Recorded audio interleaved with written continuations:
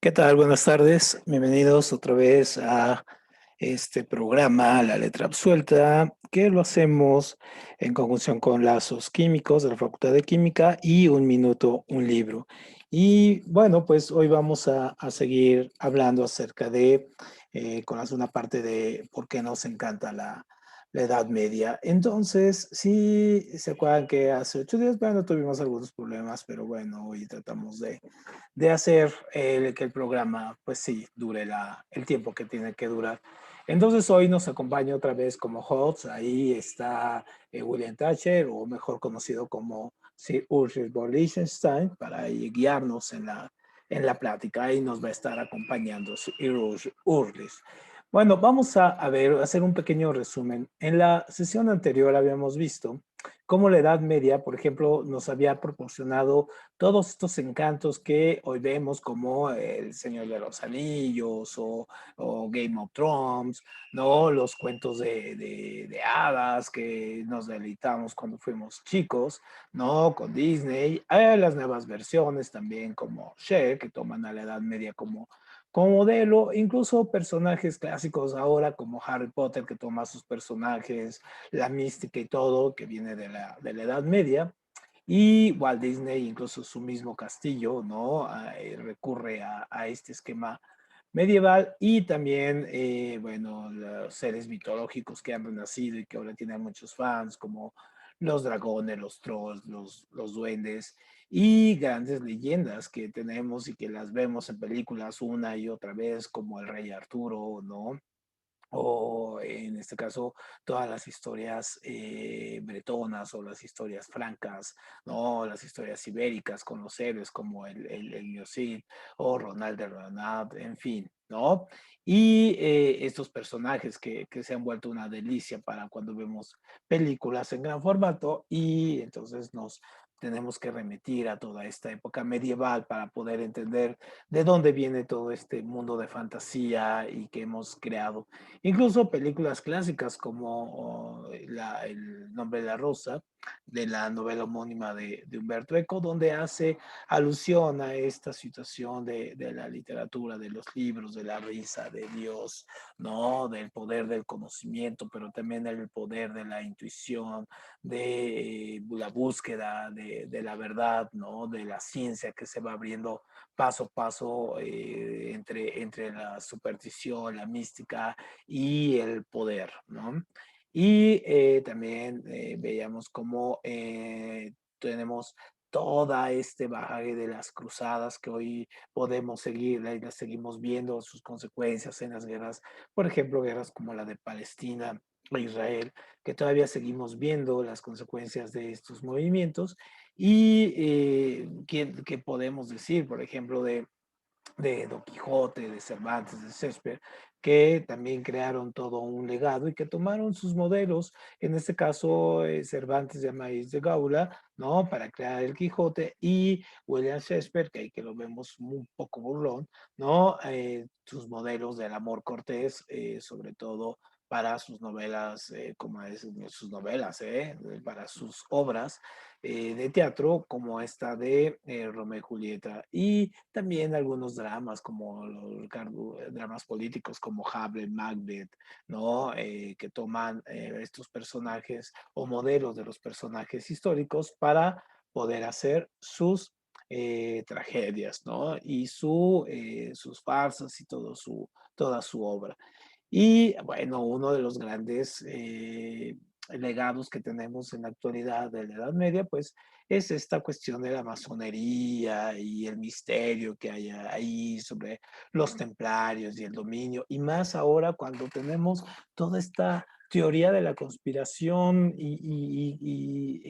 tan en boga, ¿no? Y entonces podemos darnos cuenta que, bueno, viene desde aquí, ¿no? Esta cuestión de los Illuminati y todo, que se crearon posterior a la Edad Media y que toman sus fundamentos ahí. Bueno, ahí vamos a ver un poco cómo se crea estas situaciones, ¿no? Pasando por la cuestión de las brujas, del inicio del mito de las brujas, con el poder femenino en ascenso, pues había tener que una forma de dominarlo. ¿Y cuál fue la mejor forma de dominarlo? Pues convertir y perseguir a las mujeres por ser brujas, ¿no?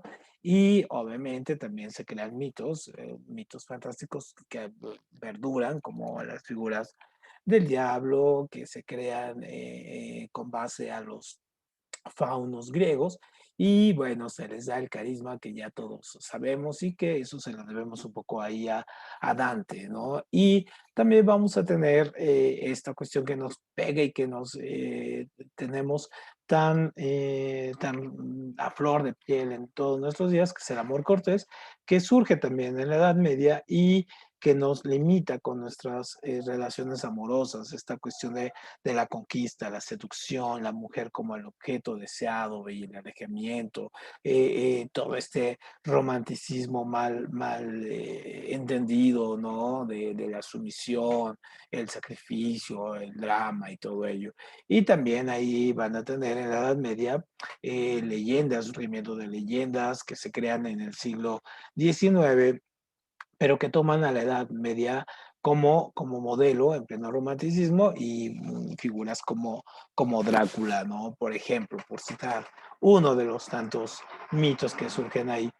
Pero también vamos a tener momentos muy brillantes, muy llenos de cultura, con la erupción de la cultura islámica, ¿no? Del Islam, y el conocimiento de los árabes también medieval, con las matemáticas, en la medicina, en la filosofía, ¿no? Que van a traer una serie de visiones que contrastan con lo que nosotros pensamos esta oscuridad medieval, ¿no? Que no es tanto así pero bueno, lo hemos comentado, es una época llena de contrastes y que se llenó de estereotipos. Estereotipos que, bueno, queremos un poco analizarlos aquí y ver por qué han perdurado, ¿no? Entonces decíamos que la Edad Media como tal, en esta etapa de casi 1000 años, ¿no? Tuvo tres etapas fundamentales. Entonces tuvimos la Alta Edad Media, ¿no? También tuvimos la Plena Edad Media y la Baja Edad Media. Cuando hablamos de la Alta Edad Media, estamos hablando de el momento en que se empiezan a fundar. En este caso, son casi la mitad de lo que va a llevar este proceso, son casi 5 siglos, donde se van a fundar todo lo que va a ser el mundo feudal, ¿no? Y que todavía tenemos algunas reminiscencias en algunos países y en algunas de nuestras propias conductas. Y entonces el mundo va a surgir, en este caso, se va a fragmentar, va a haber está el imperio islámico, el imperio bizantino, vamos a tener a los reinos germánicos y es donde se van a crear muchas de las leyendas que hoy tenemos. Digamos que esta es una de las etapas más interesantes. La plena Edad Media estamos hablando de casi 200 años, donde el feudalismo se llega a consolidar y vamos a tener en este caso ya una sociedad entre vasallos y señores feudales y esta servidumbre y a la iglesia ya empoderada, ya siendo totalmente poderosa. Y luego va a venir la decadencia y la decadencia en transición hacia un momento histórico también muy interesante que vamos a analizar en la próxima sesión, que es el Renacimiento. Y entonces, obviamente, cada una de estas etapas pues va a tener sus momentos climáticos y va a tener sus momentos clave. Entonces, cuando revisamos nosotros la Alta Edad Media, decíamos, y ahí vemos a este Hotdog perseguido por San Jorge, ¿no?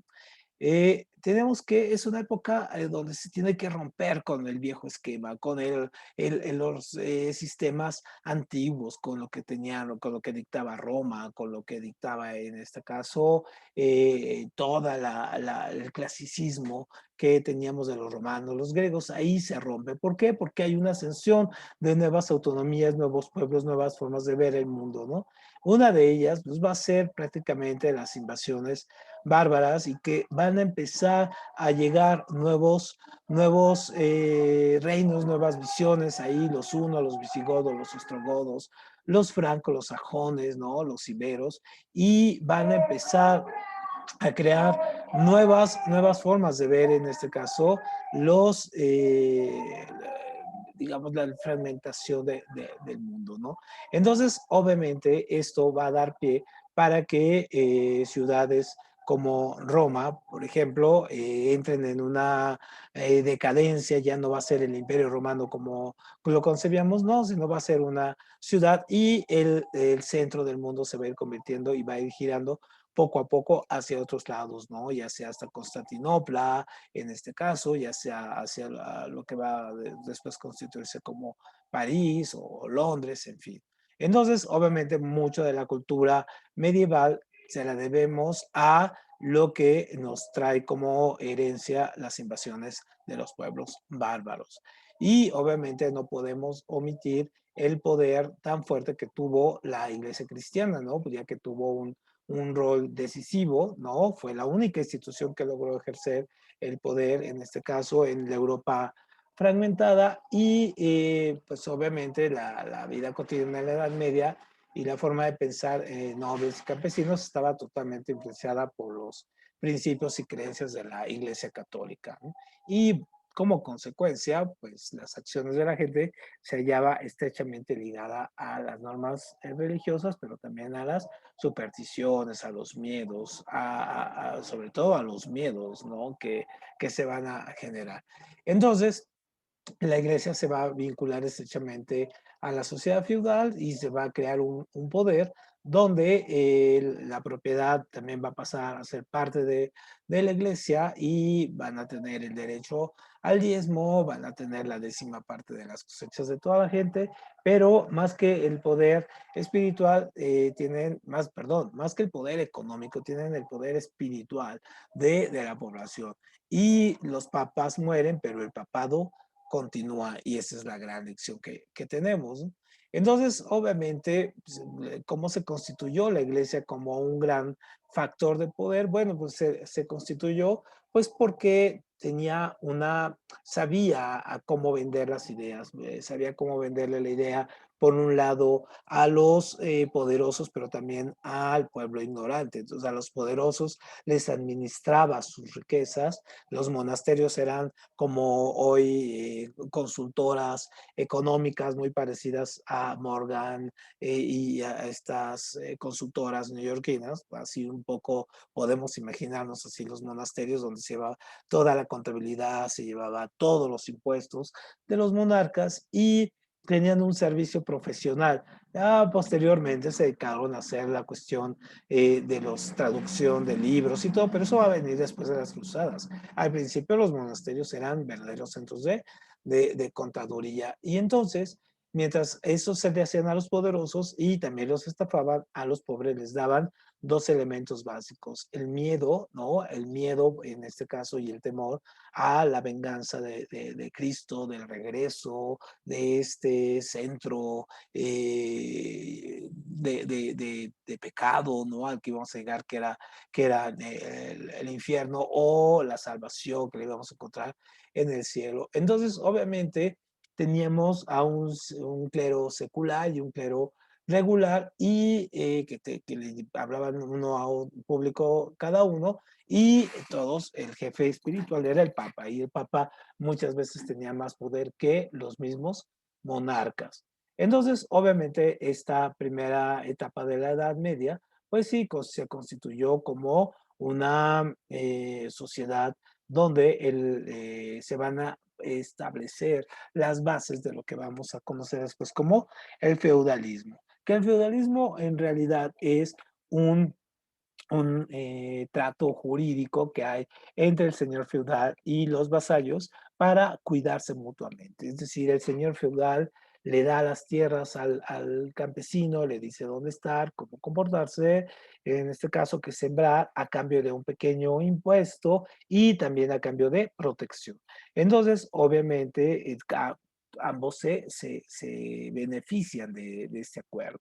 Y obviamente hay una cantidad de mitos alrededor de ello, que si el derecho de pernada, es decir, esto de que el señor feudal tenía que pasar la primera noche con las mujeres que se casaban, en fin, ¿no? Entonces tenemos muchos mitos, hay muchos de ellos en algunos casos se daba, no era una regla, pero bueno, existía.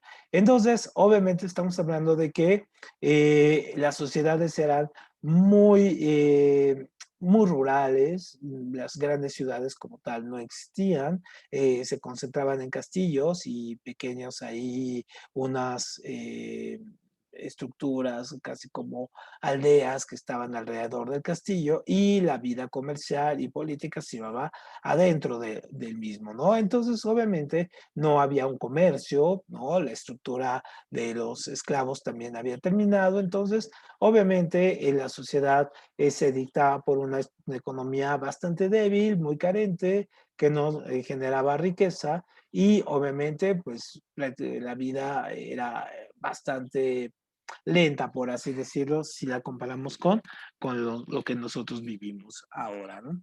Entonces, obviamente, esto va a ir generando, va a tener sus contrastes, porque, y se va a ir moviendo, porque, bueno, por un lado, la Iglesia Católica va a encontrar un némesis en el Islam, ¿no? Entonces, en el 622, Mahoma organizó en la ciudad de Medina un conjunto de soldados que pronto se volvió muy fuerte y fue acá y fue organizando y fue creando y fue pegando, ¿no? En este caso, los demás reinos. Entonces, en este caso, Mahoma le toca vivir y unificar estos reinos.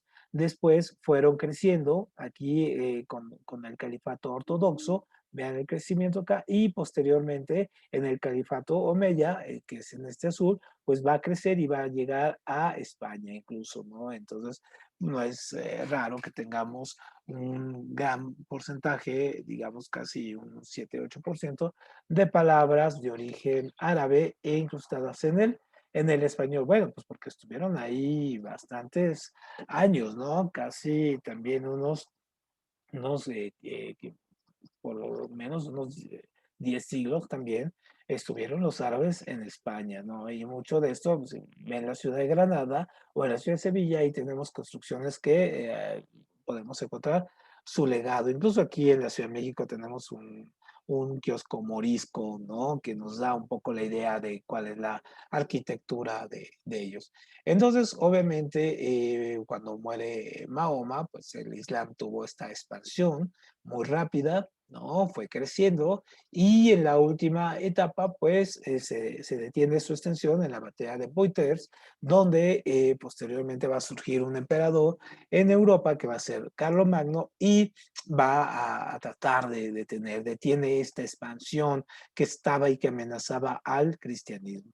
Entonces, obviamente, van a surgir ahí personajes que van a tratar de unificar, en este caso, tanto a las creencias de un lado islámicas como las creencias cristianas van a retomar de uno y de otro.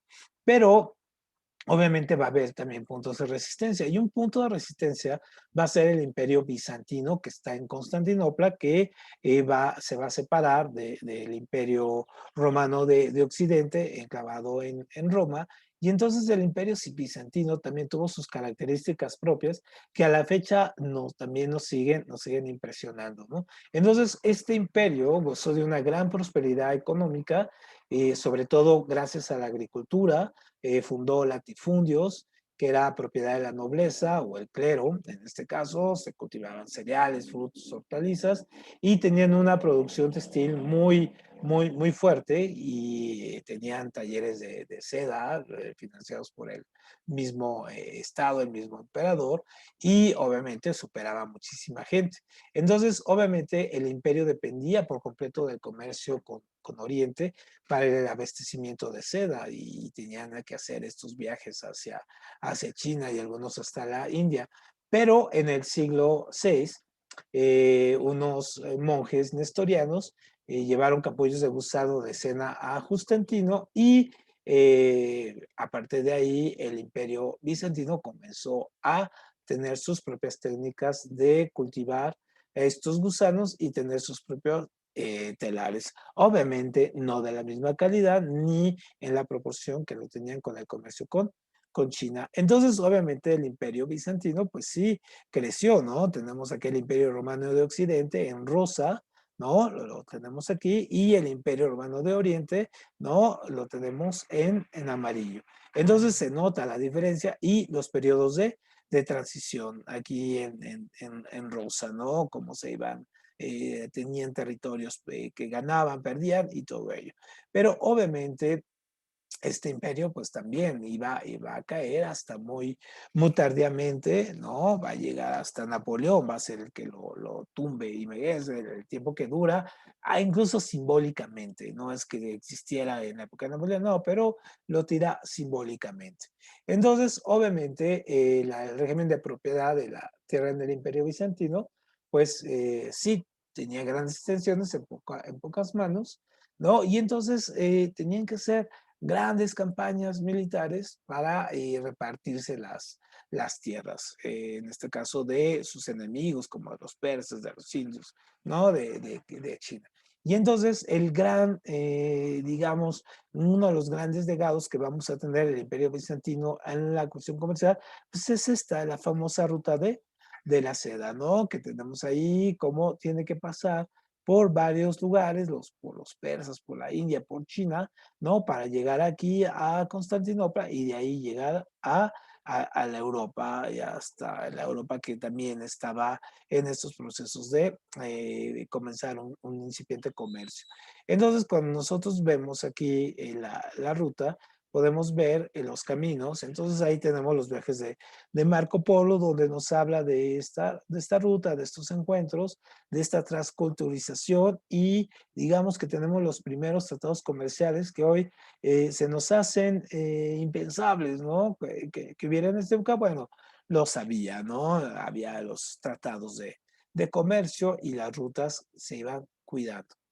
Pero plena Edad Media se pone muy interesante porque en la plena Edad Media vamos a encontrar ya una iglesia católica muy fuerte, muy establecida, donde ya la iglesia católica va a rivalizar en este caso con la monarquía y la monarquía y la Iglesia Católica, en cierta medida, van a estar peleando y van a compartir el poder. Entonces, al principio el rey va a tener poco poder, después le va a ir construyendo un poco más, pero siempre va a estar bajo la sombra.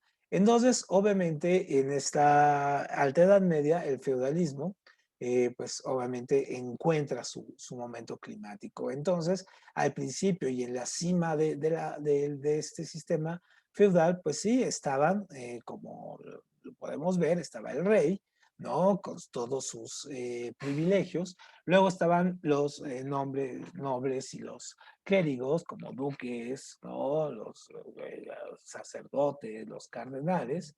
Y luego estaban al final, ¿no? Pues los soldados, los campesinos, los siervos, que eran los que llevaban el trabajo fuerte.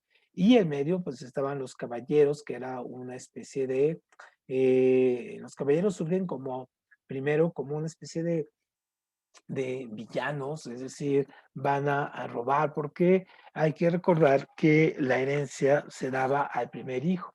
Y después de esto, los demás hijos quedaban sin herencia, entonces tenían que salir a encontrar la manera de subsistir. Entonces muchos de ellos robaban, hacían desmanes y todo, y posteriormente esto fue derivando poco a poco en los procesos de caballería, es decir, volverse caballeros, volverse defensores de los padres, de los sacerdotes, de los cleros y vender sus servicios como mercenarios.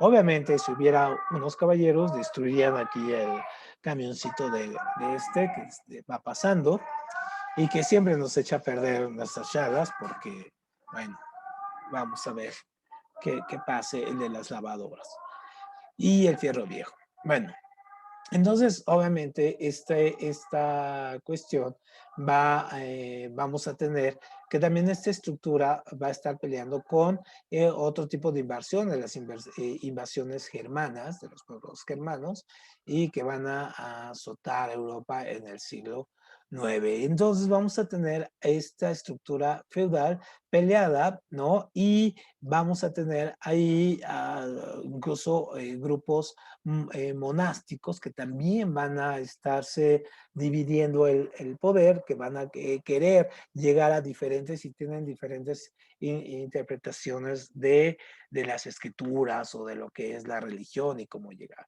Entonces, por ejemplo, tenemos a los cistercienses, en este caso, una de las grandes, digamos, órdenes que se desempeñó, y estos tuvieron un papel muy importante en la iglesia, sobre todo en el siglo XII, por ahí de 1100, y fue muy importante porque hizo las ideas de este grupo cistercense, hizo progresar al cristianismo, logró un poco el desarrollo de la civilizatorio de la población y también un reparto de tierras. Entonces, obviamente, los cistercienses que tienen aquí su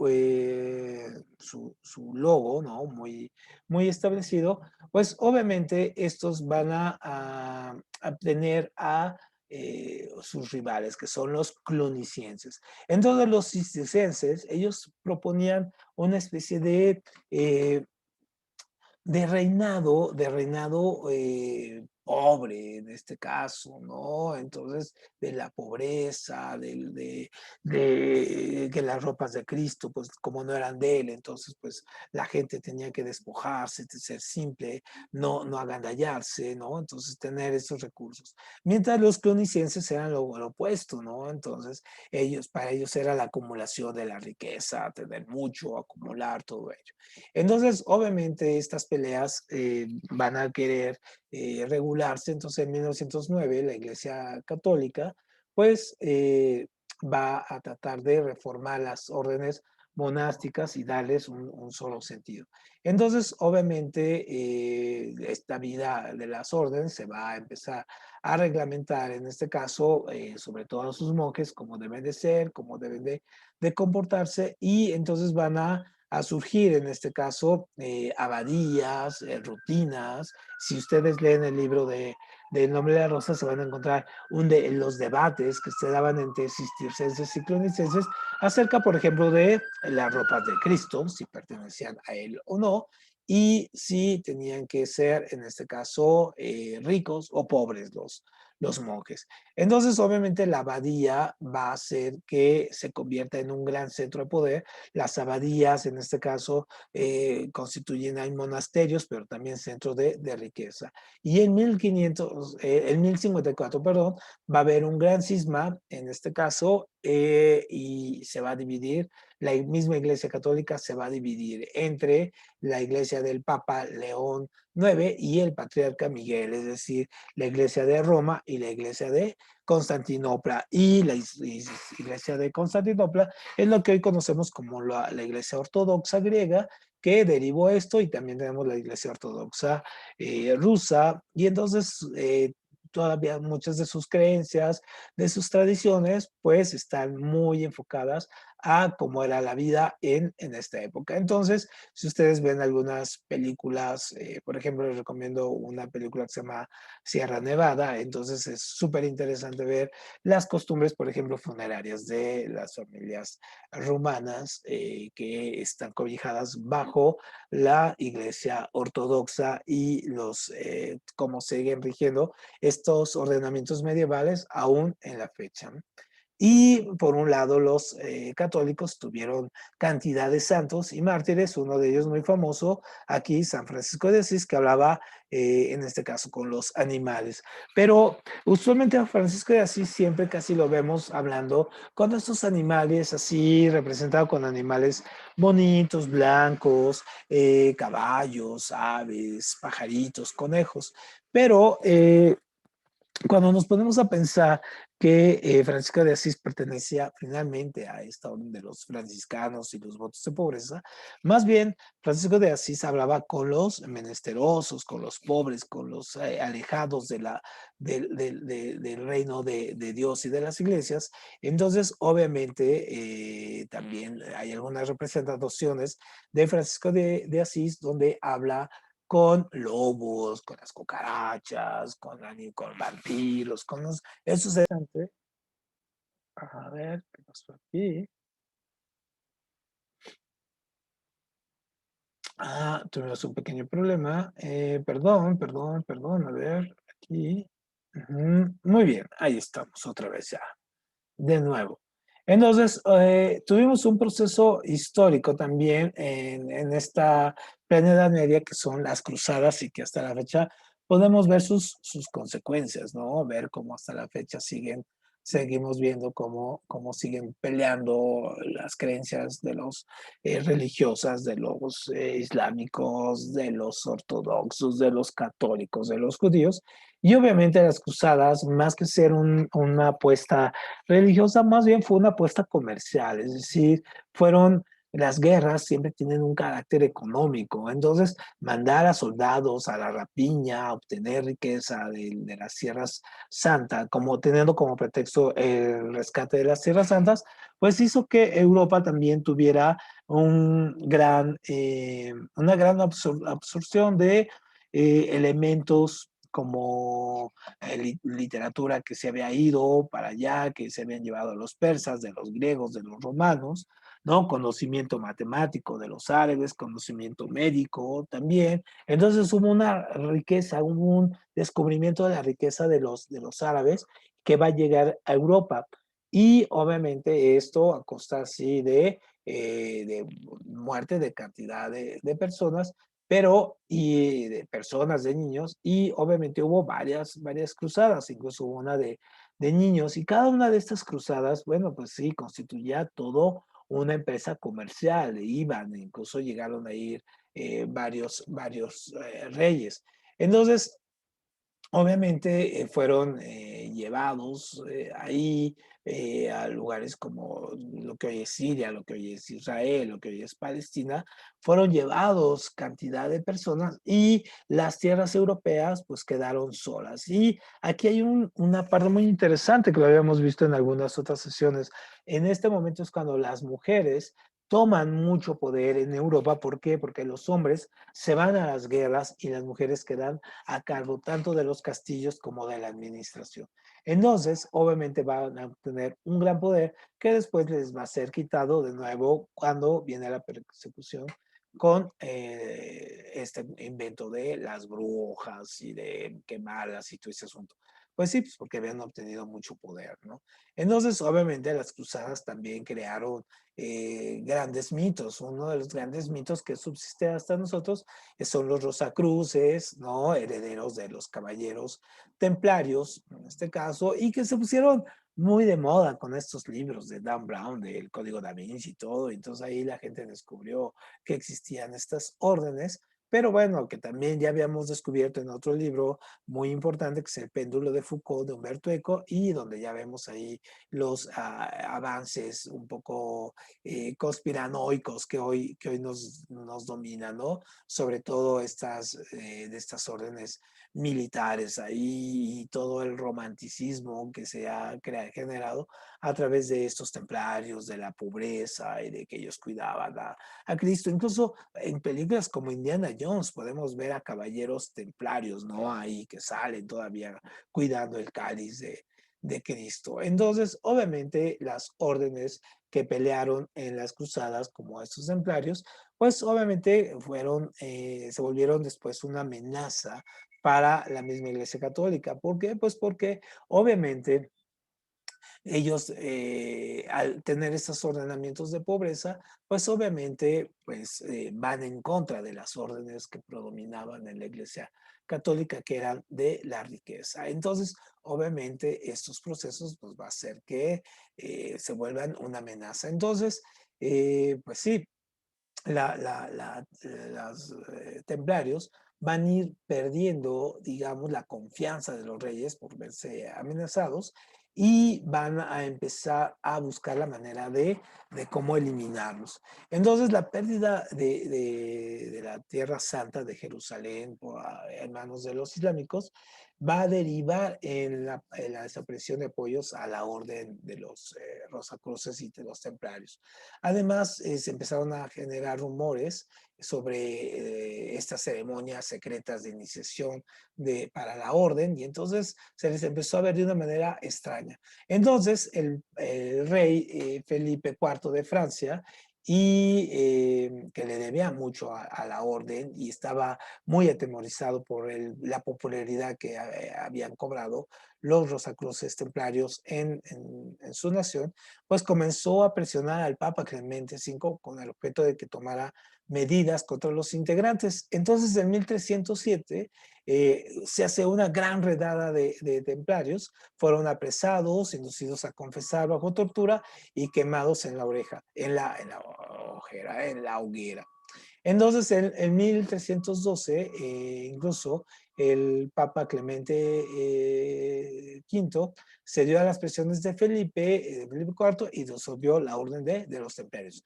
Y allí es cuando comienza la leyenda, ¿no? Entonces, esta abrupta erupción dio lugar a especulaciones, leyendas que se han mantenido hasta la fecha con nosotros, ¿no? Con personajes como Saint Germain de Prez, ¿no? Uno de ellos.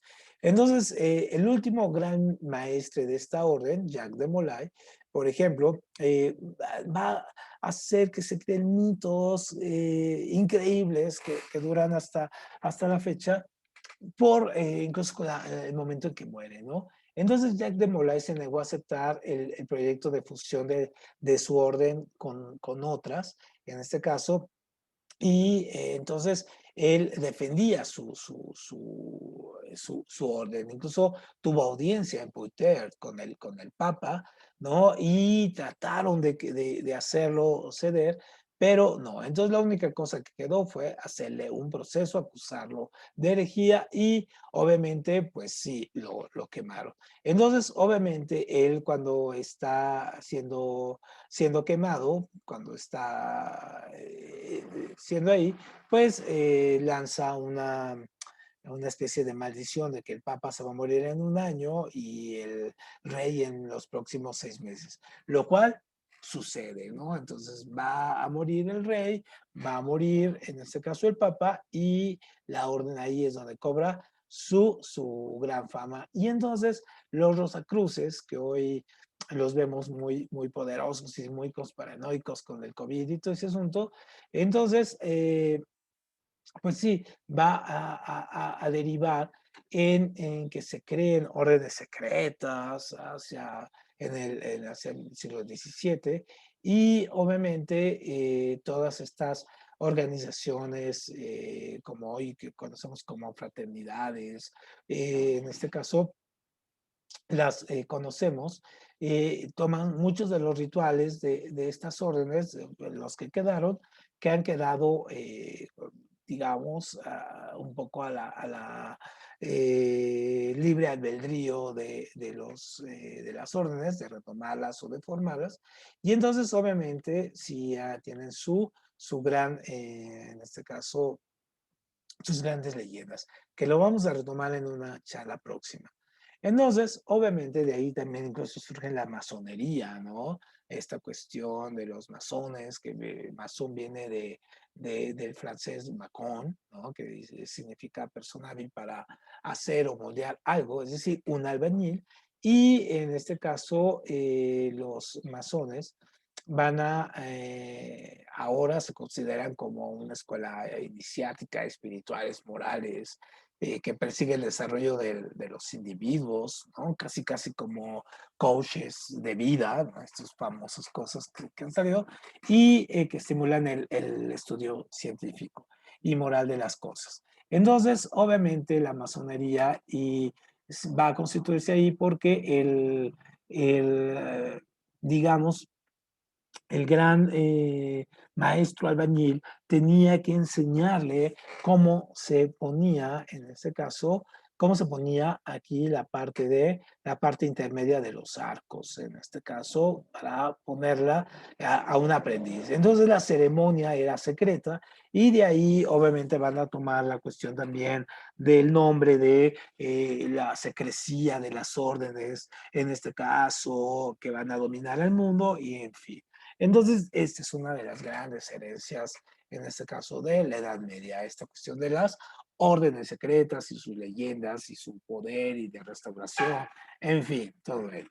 Entonces, obviamente, en esta también alta Edad Media vamos a encontrar tanto estilos artísticos y de arquitectura, como el románico, ¿no? Que es un estilo que va a predominar sobre todo en Europa occidental en los siglos XI y XII, parte del XIII. Entonces fue el primer gran estilo claramente cristiano y europeo, a diferencia del islámico, que agrupó a las diferentes opciones que se habían utilizado en la temprana Edad Media. Entonces, logró conjuntar un lenguaje específico, coherente, aplicado a todas las manifestaciones artísticas que conocían en la época.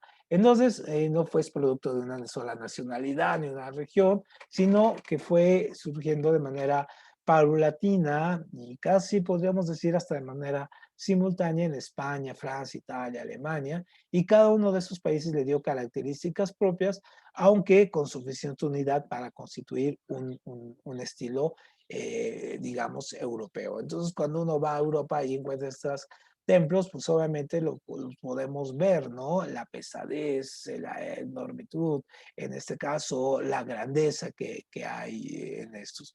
Entonces, tanto las órdenes de Cluny como Cister van a tomar estos modelos y van a construir sus monasterios, en este caso para generarse, en este caso, centros culturales y ser una referencia de urbanidad. Y muchos de ellos, de estos templos, a la vez persisten. Y entonces podemos ver ahí cómo tiene sus propias estructuras, ¿no? Podemos ver ahí el ajedrezado, ¿no? Las columnas endosadas, las puertas laterales, las torres que vamos a encontrar, los contrafuentes aquí para sostener, canecillos. Entonces lo podemos diferenciar muy bien de las iglesias góticas. ¿Por qué? Porque las iglesias góticas van a ser ya creadas con otra intención. Las iglesias góticas van a ser financiadas por una nueva clase social que se está gestando, que es la burguesía. Entonces ahí la burguesía va a ir, que van a ser los comerciantes, van a empezar a financiar. Son como sus centros financieros y son con una estructura que quieren llegar hacia el cielo. Entonces, el término gótico va a ser acuñado por Giorgio Vasari hacia el siglo XVI, es decir, 1500, y fue utilizado por los teóricos del Renacimiento con un sentido más bien peyorativo, ¿no? Para referirse al arte medieval, es decir, las iglesias góticas no tuvieron el nombre de ser góticas desde que empezaron, eso se lo pusieron los renacentistas como una manera de decir, pues sí, existían estas cosas.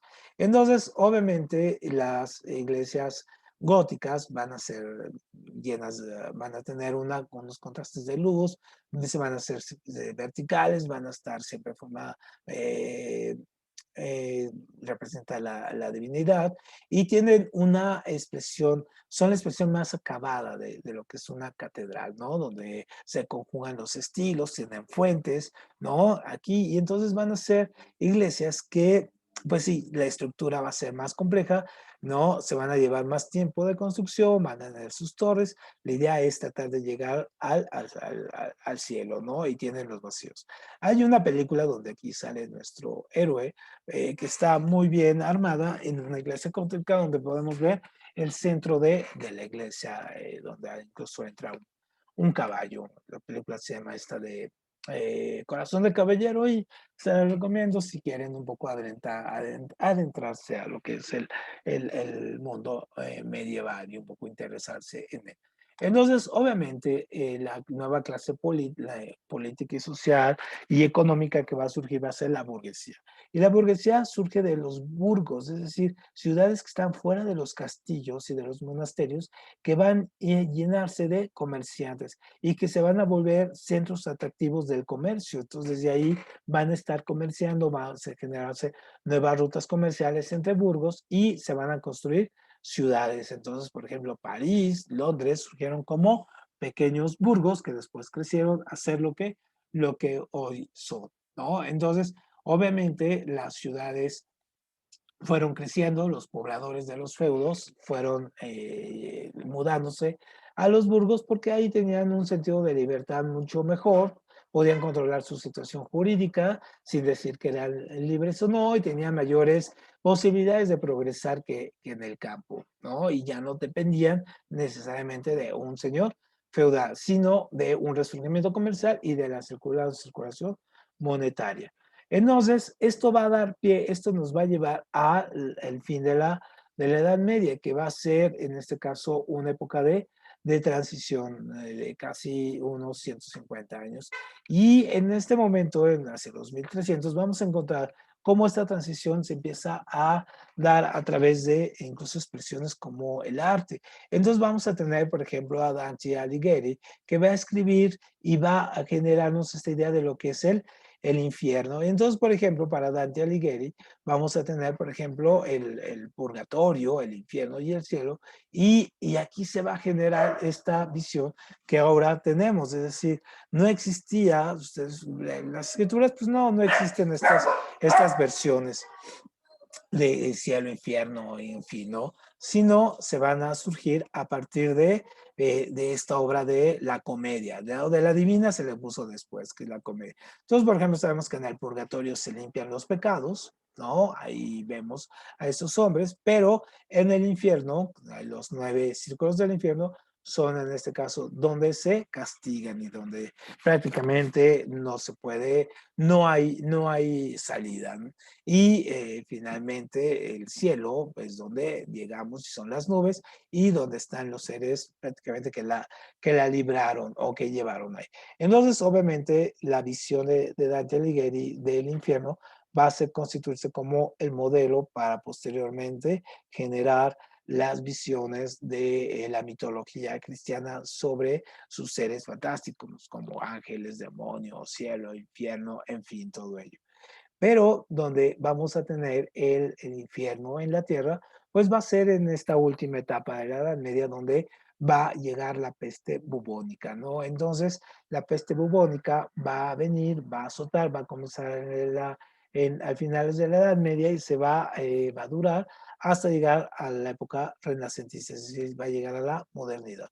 Entonces, la peste negra, ¿no? Esta cuestión de que salen los bubones y que la gente empieza a morir, pues entra en esta época donde la enfermedad pues no era considerada como un surgimiento de un proceso de bacterias, virus, todo, no sabían que existía eso, sino más bien como una sanción de los pecados, una venganza de Dios, ¿no? Entonces, obviamente, nosotros vemos aquí que la peste bubónica va a tener, vamos a ver aquí donde la tenemos, aquí la tenemos, ¿no? Vamos a tener la peste negra que va a matar casi a 200 millones de personas, ¿no? 200 millones de personas que mueren ahí y vamos a tener también grandes pestes, ¿no? La de la viruela, pero si nosotros vemos aquí la peste negra, se lleva 200 millones de personas, nada más para que lo pongamos un poco en el contexto de lo que estamos viviendo ahora. Entonces, obviamente, sí, la enfermedad era considerada como una prueba y la gente pues se sometía a ella.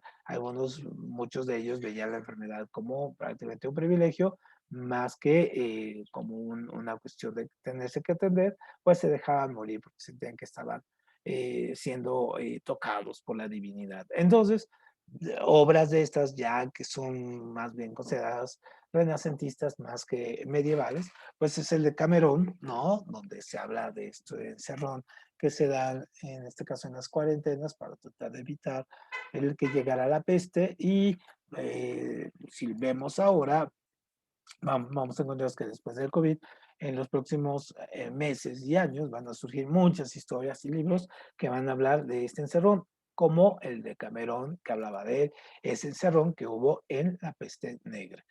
¿Y cómo termina la Edad Media? Termina históricamente con la caída de Constantinopla, es decir, finalmente los árabes van a tomar esta ciudad fortaleza y ya no la van a dejar, e incluso la iglesia de Santa Sofía la van a convertir en una mezquita, como hasta la fecha es. Entonces, obviamente, cuando cae, las rutas comerciales se van a cerrar y las rutas van a tenerse que buscar en otro lado, que ese es el tema que vamos a ver en la próxima sesión, porque ahí va a comenzar la edad moderna, ¿no? Y va a ser nuestra charla sobre el renacimiento.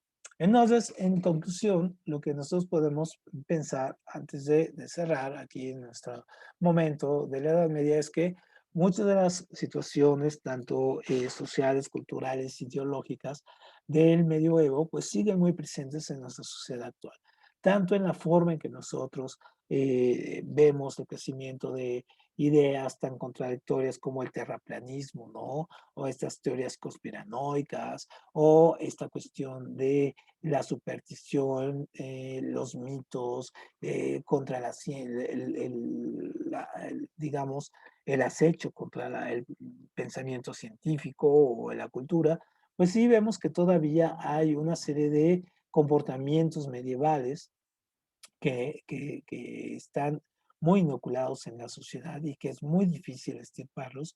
Mucho de la creencia, de las creencias que tenemos como sociedad, por ejemplo, mexicana, ¿no? Son parte de este dominio español que tuvimos, muy basado en la cuestión medieval también, en creencias medievales, en pensamientos y procesos de su sometimiento y de despojo de la identidad del individuo y de la, en este caso, de la personalidad colectiva.